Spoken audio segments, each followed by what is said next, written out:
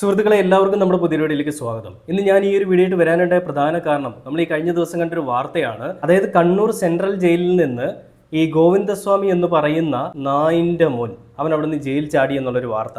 അതായത് എന്തിനാണ് ഈ ഗോവിന്ദച്ചാമിയെ പിടിച്ച് അകത്തിട്ടത്? ഈ ഗോവിന്ദച്ചാമി 2011 ഫെബ്രുവരി 1 കൊച്ചിയിൽ നിന്ന് ഷൊർണൂരിലേക്ക് പൊയ്ക്കൊണ്ടിരുന്ന, അതായത് എറണാകുളത്ത് നിന്ന് ഷൊർണൂരിലേക്ക് പൊയ്ക്കൊണ്ടിരുന്ന സൗമ്യ എന്ന് പറയുന്ന പെൺകുട്ടിയെ ട്രെയിനിൽ നിന്ന് തള്ളിയിടുകയും അതിമൃഗീയമായി അതിക്രൂരമായി അവിടെ വീണ് കിടന്നിരുന്ന പെൺകുട്ടിയെ മൃഗീയമായി ലൈംഗികമായ രീതിയിൽ പീഡിപ്പിക്കുകയും അതിനുശേഷം ഫെബ്രുവരി 6, 2011 ഈ പെൺകുട്ടി മരണപ്പെടുകയും ചെയ്തു. ഫെബ്രുവരി 2-ാം തീയതി അല്ലെങ്കിൽ 3-ാം തീയതി ആയപ്പോഴത്തേക്കും ഈ ഒരു പ്രതിയാണെന്ന് സംശയിക്കുന്ന ഒരാളെ പോലീസ് അറസ്റ്റ് ചെയ്തു, ഒരു തമിഴ്നാട് സ്വദേശിയെ. ആ തമിഴ്നാട് സ്വദേശിയുടെ പേരായിരുന്നു ഗോവിന്ദച്ചാമി എന്ന് പറയുന്നത്. അപ്പോൾ ഒറ്റക്കയ്യൻ മാത്രമായിട്ടുള്ള ഗോവിന്ദച്ചാമി ഇതെങ്ങനെ ചെയ്തു, ഇതെങ്ങനെ ചെയ്യാനുള്ള സാഹചര്യം എന്താണ്, അല്ലെങ്കിൽ ഇങ്ങനെ ഇയാൾ ചെയ്തിട്ടുണ്ടോ എന്നൊക്കെയുള്ള കാര്യങ്ങളായിരുന്നു അന്വേഷണ സംഘത്തിനെ കുഴപ്പിച്ച ഒരു കാര്യങ്ങളെന്ന് പറയുന്നത്. അതായത് ഒറ്റക്കയ്യനായിട്ടുള്ള ഗോവിന്ദച്ചാമി എങ്ങനെ ഈ പറയുന്ന ഒരു പെൺകുട്ടിയെ തള്ളിയിട്ട് കൊന്നിട്ട് എങ്ങനെ പീഡിപ്പിക്കും എന്നുള്ള ചോദ്യങ്ങളിൽ കൂടിയൊക്കെ ഈ ഗോവിന്ദച്ചാമി എന്ന് പറയുന്നത് നിരപരാധിയാണോ എന്നുള്ള ചോദ്യങ്ങൾ ഇവരുടെയൊക്കെ മനസ്സിൽ ഉയർന്നു. ദൃക്സാക്ഷിയോ കൃത്യമായിട്ടുള്ള തെളിവുകളോ ഒന്നുമില്ലാതെ പോലീസ് കണ്ടുപിടിച്ചൊരു പ്രതിയായിരുന്നു ഗോവിന്ദച്ചാമി. അപ്പോൾ അതിന് ഗോവിന്ദച്ചാമി ഈ പറയുന്ന കേസിലെ പ്രതിയാണ്, ഗോവിന്ദച്ചാമി ഈ കൃത്യം നിർവഹിച്ചിട്ടുണ്ട് അല്ലെങ്കിൽ ഈ ഒരു കുറ്റകൃത്യം ചെയ്തിട്ടുണ്ട് എന്നുള്ളത് സമ്മതിക്കുകയും ഗോവിന്ദച്ചാമിയെ സ്റ്റേഷനിൽ കൊണ്ടുപോയി ഗോവിന്ദച്ചാമിയെ ജയിലിൽ അടയ്ക്കുകയും ചെയ്തു. അതിനുശേഷം നമ്മുടെ പോലീസുകാരുടെ അന്വേഷണ ഫലത്തിന്റെ അടിസ്ഥാനത്തിൽ ഈ പറയുന്ന സാഹചര്യ തെളിവുകളുടെ അടിസ്ഥാനത്തിൽ ഗോവിന്ദച്ചാമി കുറ്റം ചെയ്തിട്ടുണ്ടെന്ന് തെളിയിക്കുകയും ഈ പറയുന്ന ഗോവിന്ദച്ചാമിയെ വധശിക്ഷയ്ക്ക് വിധിക്കുകയും ചെയ്തു. ഇതൊക്കെ 2011 നടക്കുന്നതെന്ന് ഓർക്കണം. ഈ 2011 ശേഷം ഇന്ന് 2025 ഈ 2025 ആയതിനു ശേഷം അല്ലെങ്കിൽ ഈ 2014 ആയ സമയത്തേക്കും ഈ ഗോവിന്ദച്ചാമി വധശിക്ഷയ്ക്ക് വിധിച്ച ഗോവിന്ദച്ചാമി ഈ സുപ്രീം കോടതിയിൽ അപ്പീലുമായി പോയി. അങ്ങനെ പോയ സമയത്ത് സുപ്രീം കോടതി ഇളവ് നൽകി. അതായത് ഈ വധശിക്ഷ എന്നുള്ളത് ജീവപര്യന്തമാക്കി തടവാക്കി കൊടുത്തു. അങ്ങനെ തടവാക്കി കൊടുത്തപ്പോൾ എന്താ ഉണ്ടായത്? ഈ പിടിച്ച സമയത്ത് ഗോവിന്ദച്ചാമി ഒന്നങ്ങോട്ട് ചീർത്തങ്ങോട്ട് കൊഴുത്തങ്ങോട്ട് വളർന്നു. അങ്ങനെ കൊഴുത്ത് വളർന്ന് കണ്ണൂർ സെൻട്രൽ ജയിലിന്റെ ഒരു മതിലൊക്കെ ചാടിപ്പോവാനായിട്ട് അത്രയും അവന് ശക്തി അവൻ സ്വരൂപിച്ചു. എങ്ങനെയാണ് സ്വരൂപിച്ചത്? ഒറ്റക്കയ്യനായിട്ടുള്ള ഗോവിന്ദച്ചാമി ഇത്രയും വലിയൊരു മതിൽ, കണ്ണൂർ സെൻട്രൽ ജയിലിന്റെ മതിൽ എത്രത്തോളം വലുതാണെന്നുള്ള നമ്മൾ ന്യൂസിൽ കണ്ടാണ് അല്ലേ? ആ ഒരു മതിൽ സാധാരണ 2 കൈയുള്ള ഒരാൾക്ക് അല്ലെങ്കിൽ പൂർണ്ണമായിട്ടുള്ള ആരോഗ്യവാനായ ഒരാൾക്ക് ചാടി ഇറങ്ങാൻ പറ്റില്ല. പക്ഷേ ഗോവിന്ദച്ചാമി ഇറങ്ങി. എങ്ങനെ?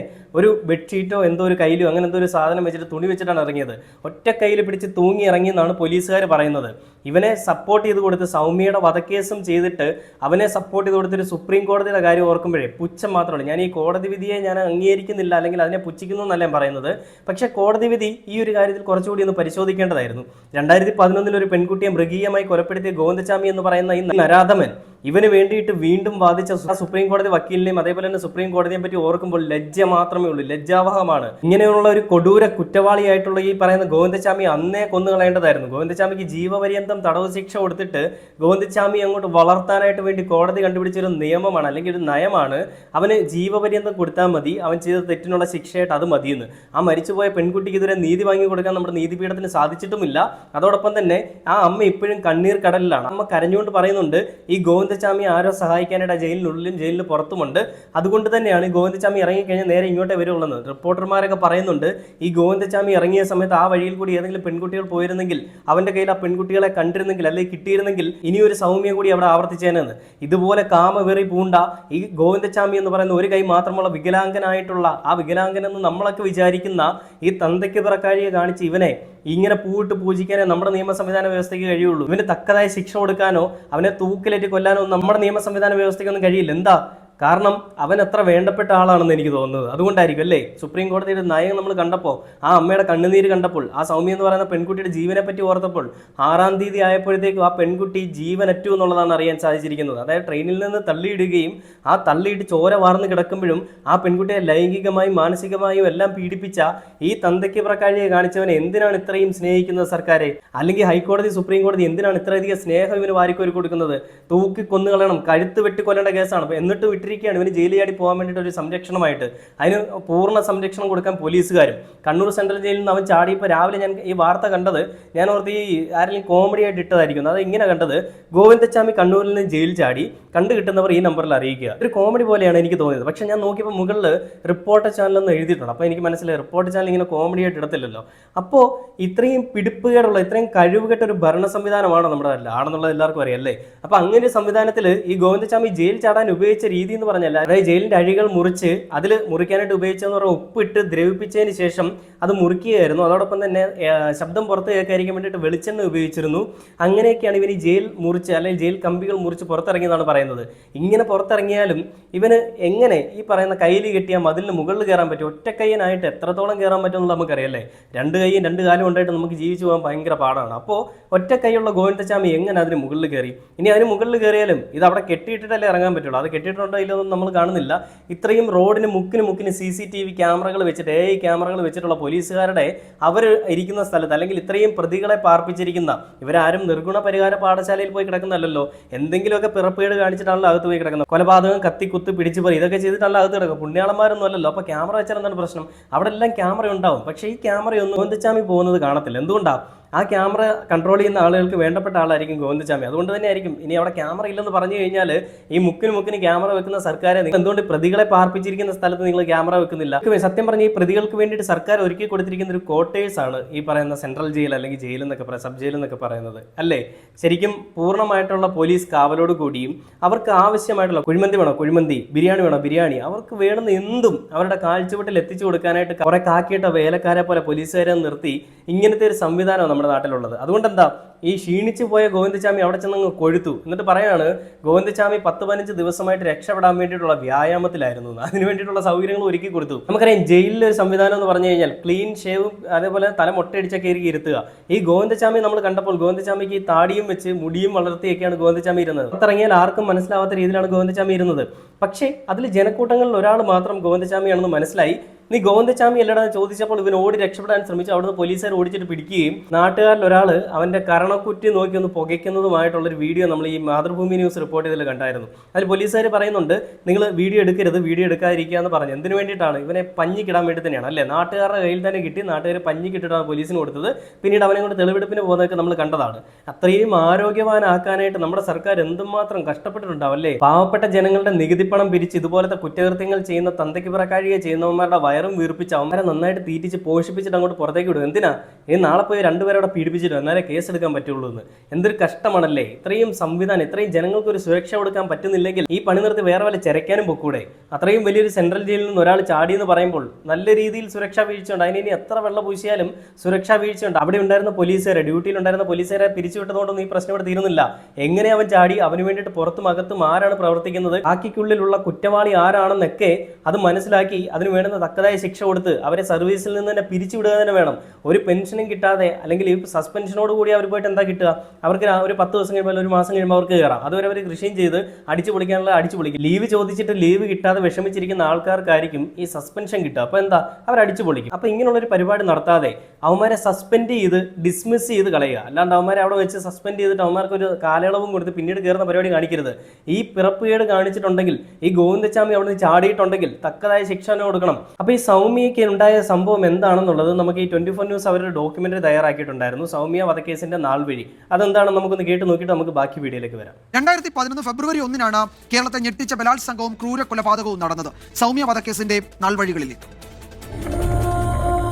എറണാകുളത്ത് നിന്ന് ഷൊർണൂരിലേക്ക് പോയ ട്രെയിനിലെ വനിതാ കമ്പാർട്ട്മെന്റിൽ സൗമ്യ ആക്രമിക്കപ്പെട്ടു. ഫെബ്രുവരി 3-ന് പാലക്കാട് റെയിൽവേ സ്റ്റേഷനിൽ തമിഴ്നാട് സ്വദേശി പിടിയിലായി.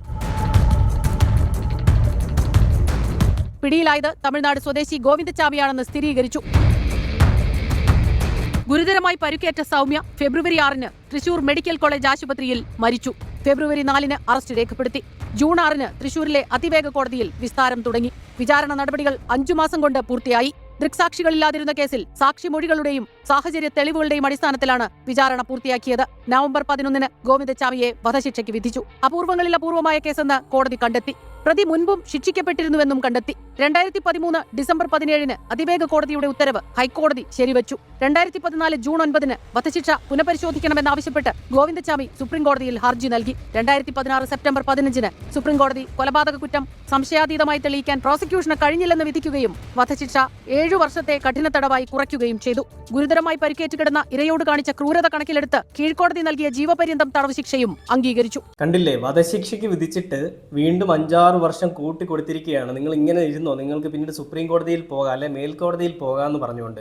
അങ്ങനെയുള്ളൊരു അവസരം കിട്ടുകൊണ്ട് ഗോവിന്ദചാമി എന്താ ചെയ്തത്? അതിനുവേണ്ടി വെയിറ്റ് ചെയ്ത് ഈ പറയുന്ന സുപ്രീം കോടതിയിൽ ഒരു ഹർജി കൊടുത്തു.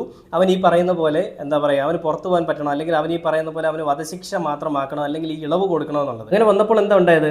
ഗോവിന്ദചാമി പോയി സുപ്രീം കോടതിയിൽ അപ്പീൽ കൊടുത്തു. എനിക്കിതുപോലെ തൂക്കേറ് വേണ്ട, വധശിക്ഷ വേണ്ട, എനിക്ക് ഈ ജീവപര്യന്തം വല്ലതും മതി എന്നുള്ള രീതിയിൽ പറയുന്നത്. അപ്പോൾ അവൻ എപ്പോഴും ചാടാം, അല്ലെങ്കിൽ അവൻ ഈ പറയുന്ന പുറത്തേക്ക് പോയിട്ടൊക്കെ വരാമല്ലോ, ഇടയ്ക്കൊക്കെ കറങ്ങിയിട്ടൊക്കെ വരാമല്ലോ എന്നുള്ള രീതിയിൽ അവൻ പറഞ്ഞ് ഒരു കുറ്റവും ചെയ്യാത്ത ഒരു പാമ്പിടിച്ചവൻ എന്ന പോലെ സുപ്രീം കോടതി അത് അംഗീകരിക്കുകയും ചെയ്തു. അതുകൊണ്ട് ഇവന് ഈ ജയിൽ ചാടാൻ ഒരു പ്രചോദനവുമായി അതിന് പിന്തുണച്ച പോലീസുകാരും നമ്മുടെ സംവിധാന വ്യവസ്ഥയൊക്കെ നമ്മൾ കണ്ടതുമാണ്. അപ്പോൾ ഇതിൽ ഞാൻ ആദ്യമേ പറഞ്ഞു, അതായത് ഈ ഗോവിന്ദചാമി പോയി ഈ കിണറ്റിൽ ഒളിച്ചിരിക്കുകയും ആ കിണറ്റിൽ നിന്ന് പിടിച്ചെടുക്കുന്ന സമയത്ത് കണ്ണൂരിലാണ് സംഭവം നടന്നല്ലോ. അപ്പോൾ ആ കണ്ണൂരിലുള്ള ആളുകൾക്ക് ആദ്യമേ അടി, പിന്നെയാണ് സംസാരം എന്ന് പറയുന്ന പോലെ തന്നെ ഗോവിന്ദചാമിയുടെ കാരണം പുകച്ചുകൊണ്ട് ഒരാളൊരു അടി കൊടുക്കുന്നുണ്ട്. ആ അടി കൊടുക്കുന്ന ഒരു വീഡിയോ ഞാൻ ആദ്യം ഒന്ന് പ്ലേ ചെയ്യാം. അത് കണ്ടിട്ട് നമുക്ക് ബാക്കി വീഡിയോയിലേക്ക് വരാം. അഭിലാഷ് തീർച്ചയായും അതുവരെ എത്തിയെന്ന കാര്യത്തിൽ യെസ് അഭിലാഷ്, അതായത് നമ്മളിവിടെ നിൽക്കുന്ന സമയത്ത് അപ്പുറത്തെ ഭാഗത്ത് നിന്ന് ആളുകളുടെ ഒച്ച കേൾക്കുന്നുണ്ട്, കിട്ടിയെന്നാണ് കരുതുന്നത്. ഏതായാലും അങ്ങോട്ടേക്ക് പോട്ടെ. കണ്ടില്ലേ, ഇത് സംഭവം നടക്കുന്ന സമയത്ത് ലൈവായിട്ടുള്ള വീഡിയോ ആയിരുന്നു.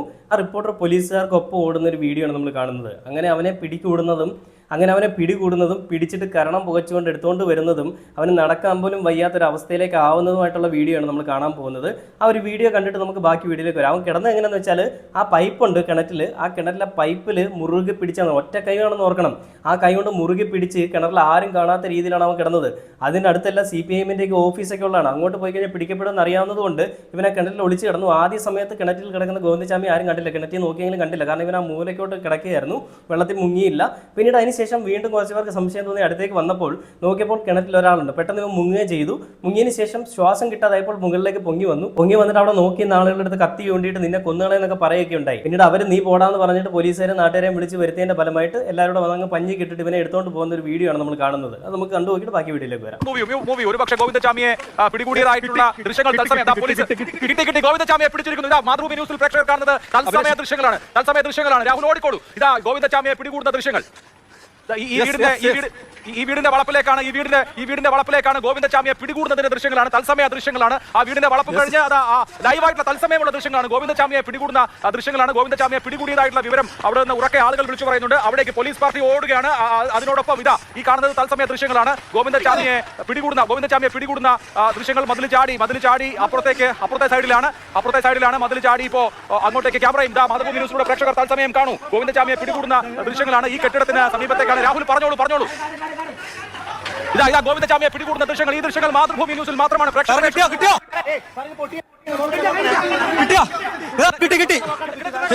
അഭിലാഷ്, ഗോവിന്ദചാമി പിടിയിൽ, കെട്ടിടത്തിനകത്ത് ആ കാട് മൂടി കിടക്കുന്ന സ്ഥലം നമ്മൾ റിപ്പോർട്ട് ചെയ്തില്ലേ? ഗോവിന്ദചാമിയെ പിടികൂടുന്ന ദൃശ്യങ്ങൾ മാതൃഭൂമി ന്യൂസിലൂടെ കാണും. ഗോവിന്ദചാമിയെ കിണറ്റിനകത്ത് ഒളിച്ചിരിക്കുകയായിരുന്നു. ഗോവിന്ദചാമിയെ പിടികൂടുകയാണ്. മാതൃഭൂമി ന്യൂസിലൂടെ തത്സമയം കാണാം പ്രേക്ഷകർക്ക്. ഗോവിന്ദചാമിയെ പിടികൂടുന്ന ദൃശ്യങ്ങളാണ്. ഗോവിന്ദചാമിയെ പിടികൂടുന്നതിന്റെ കണ്ടില്ലേ, കാരണം നോക്കി പോയിക്കുന്നുണ്ടല്ലോ. അവൻ തൂങ്ങിക്കിടക്കുകയാണ് അതിനകത്ത്. ഒരു വവ്വാലിന്റെ കുഞ്ഞിനെ പോലെ ഒറ്റ കയ്യിൽ അവൻ തൂങ്ങിക്കിടക്കുക. ആരോഗ്യവാനാണ് അവനെന്നുള്ളത് നമുക്ക് കാണുമ്പോഴേ അറിയാം. രക്ഷപ്പെടാൻ വേണ്ടിയിട്ട് ജയിൽ അധികൃതർ അവനെ സജ്ജനാക്കി എന്നുള്ളതാണ് നമ്മളിവിടെ കാണുന്നത്. ആ കാരണം നോക്കി പൊട്ടിക്കുന്ന ആ ഒരു വീഡിയോ ഉണ്ട്, അത് ഞാൻ ഒന്നുകൂടെ ഒന്ന് പ്ലേ ചെയ്യാം. ദൃശ്യങ്ങളാണ്. തളാപ്പിലെ കെട്ടിടത്തിനകത്തുള്ള കിണറ്റിലായി ഗോവിന്ദചാമിയെ പോലീസ് പിടികൂടിയിരിക്കുന്നു. പ്രേക്ഷകരെ കണ്ടുകൊണ്ട് ഗോവിന്ദചാമിയെ